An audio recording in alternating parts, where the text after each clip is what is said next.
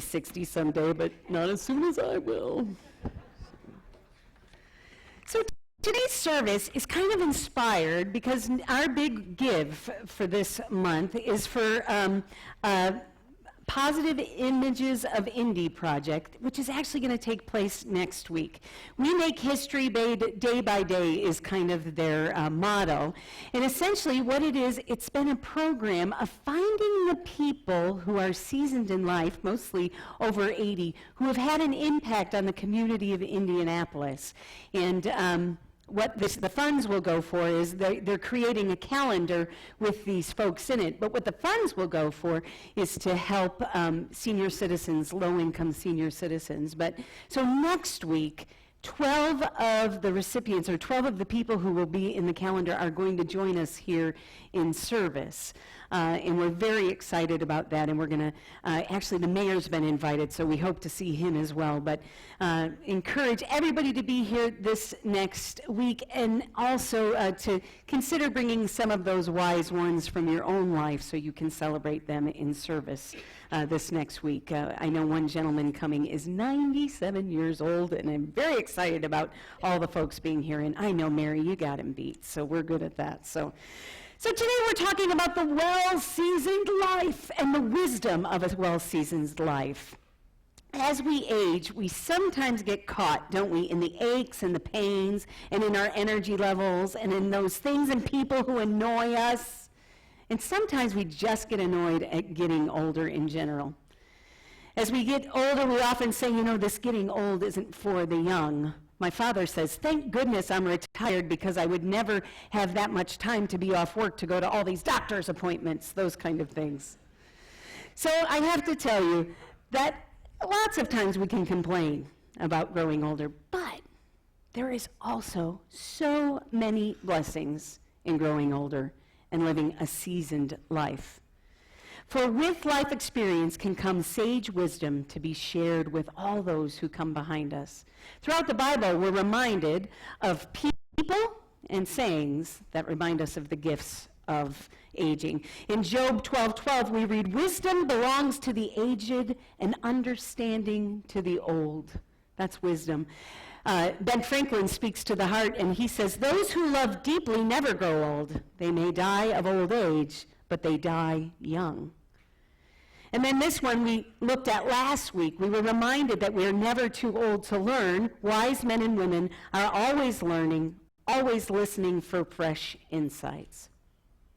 Do you know that in the Bible, some of the greatest people did their greatest things after the age of 80?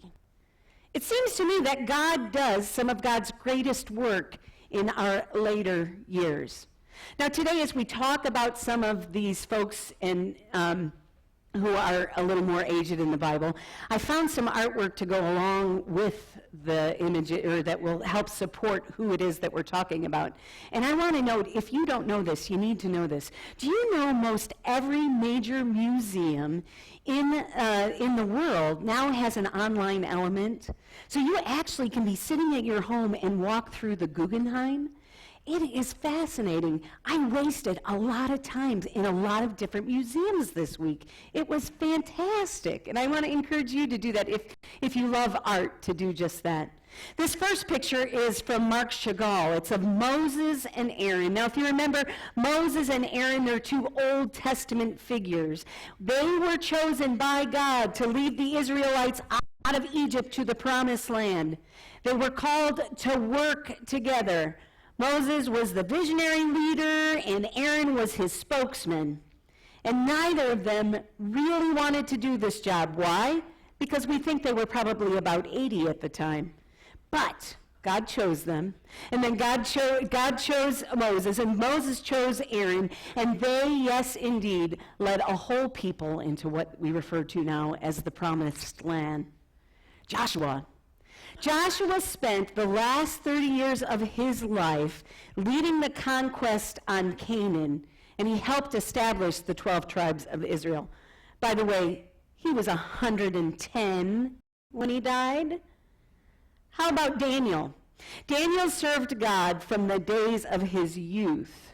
for well over 70 years, the Bible tells us. After the age of 80, he became a governor over Babylon, and when an edict proclaimed that you could not worship or pray to God, well, he didn't want any part of it. Daniel refused, and if you recall what happened, he ended up in the lion's den. Now, what's interesting to me is this is most often depicted as him being a younger man, but no, he was much older when this happened. He was much, much older, and this artist, Riviere, really captures him kind of hanging out with the lions, looking just a little bit older than perhaps the stories we were raised with as a kid. Zacharias and Elizabeth, well, they were both advanced in their years when God blessed them with a child. She was well advanced in her years. Now, if you recall, she's Mary's cousin, and she gave birth to John the Baptist. Simeon and Anna were two folks who hung out at the temple for years and years and years. They were old, and they were probably overlooked on a regular basis, but they were the very first ones to recognize Jesus as the Messiah. One of my favorite aged people who, you know, I have a love-hate relationship if you come to the garden, I talk about him quite often, is Paul. Paul, if you read anything written by Paul in the New Testament, he refers to himself as aged. He complains a lot about being old and tired, having aches and pains, a thorn in his side. Yet, this man, after he retired from being a tent maker, is probably the reason why you and I are sitting here today, because he is probably truly the father of the church. Through all of his complaining, he established churches, he wrote letters to those churches, he goes to prison, he travels, he visits, he encourages other churches, and yes, all through all of it, he complains. So Paul gives you permission in your aging to complain. See, these are just a few of the characters that God uses after they're 80 years old in the Bible. So my question to us today is, well, why can't God use us as well? There is a term that researchers are using now. It's called the third age. And it is a time in the world that we have never had before. The third age is a time where a large group of people live for a long period of time, and this group of people is age 60 to 90. Research has called it the third age. Something tells me a few of us in this room are part of that third age. And the thing about the third age is not only do you notice that people are living longer, but the whole world is changing around people growing older. Advertising's changing, opportunities are changing for people all the time, and for me, I think it's absolutely fantastic. Now, some people are saying you got to build your church on the youth.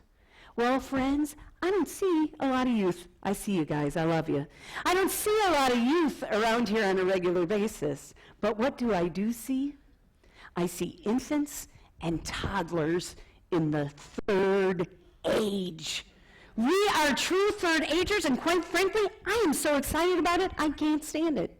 We are a very young church in the third age. We are a church that God has called into being to make a difference in the world, and I'm so excited about it, I can't stand it, because you, as I said, are infants and toddlers in this third age.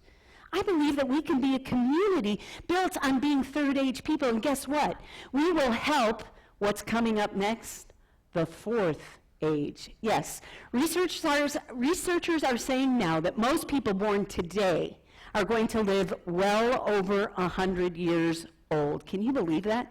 Well over 100 years old. And so what we can do is we can teach that next coming generation what it looks like to live a rich, full life, 60 and beyond. And we learn how to do that through the superheroes of the Bible. What if we too are called to be superheroes in our 80s? Well, guess what? It's happening all around us, all the time.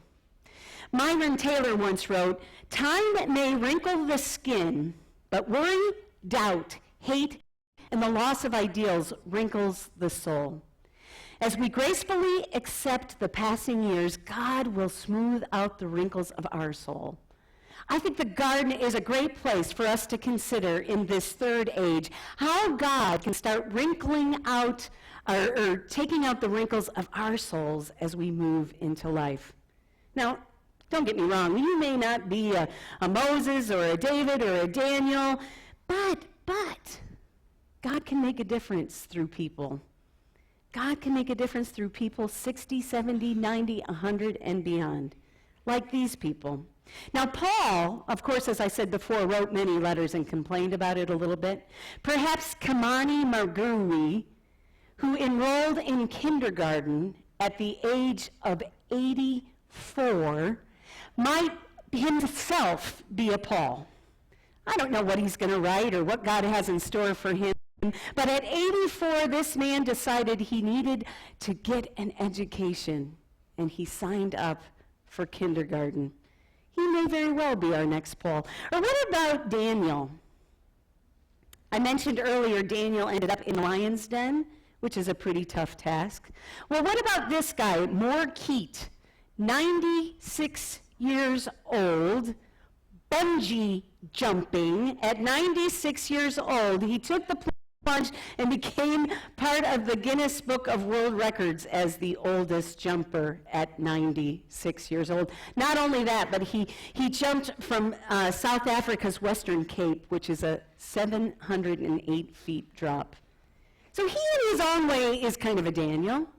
I got this mountain just like Daniel had the lions. How about this? Now, David, we know, was a musician and an artist. Well, Smokey Dawson was an Australian country music performer, and at the age of 92 and 156 days, he released his first album, Homestead of My Dreams. Yes, he is the oldest man ever to release an album. And you know what? His popularity went off the charts when he released that album. Do you have an album in you? Ready for a recording contract?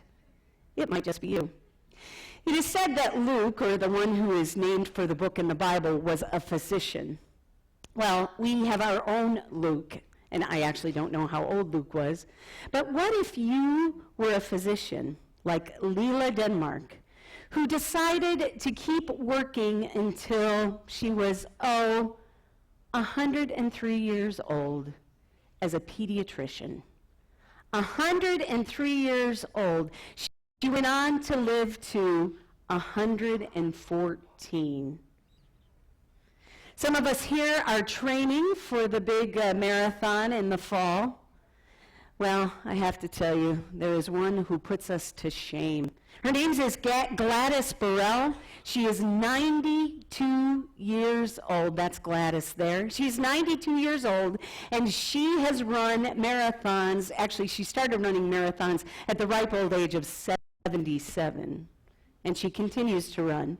She is, of course, as in the Guinness Book of World Record, of the oldest female marathon finisher, and she is referred to, of course, as Gladiator, Gladys Burrell.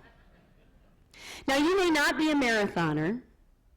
You might not be getting ready to cut a record deal or to go into med school or to write a book.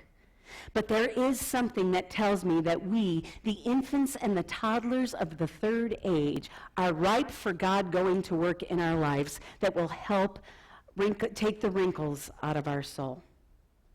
Perhaps as you sit here today, you will open up your mind, your heart, your very being to say, okay, God, what do you have in store for me for this amazing phase in my life? I often think about it, and maybe perhaps I will. If I had the knowledge and life experience I have now when I was at Butler, how different that education would have looked. I just desperately made it through that program and didn't want to. But now, would I listen different? Would I experience life different? Would I interact with fellow students differently? Perhaps now is the time for you to go back to school. Or perhaps it's now time for you to start mentoring and read up. We still have some information out there about getting involved 1 hour a week. Heck, perhaps now is the time for you to become a docent at the museum or to go to work helping people in the nursing home, or heck, even get more involved here at the garden. See, no matter what it is that you choose to do, if your actions are guided by love and grace and taking the wrinkles out of the soul, I believe God will go to work and you will love what you do. Now, you may be here today and have had something that's kind of been eating at you, and you've resisted it. Well, I have to tell you, that which you resist, God often persists with. So whatever it is, keep thinking about it and ask God how it is that God wants to work through this to take the wrinkles out of your soul. Frank Lloyd Wright once said, "The longer I live, the more beautiful life becomes." This closing video tells us just a little bit about what it is and how we can share advice with one another as we age.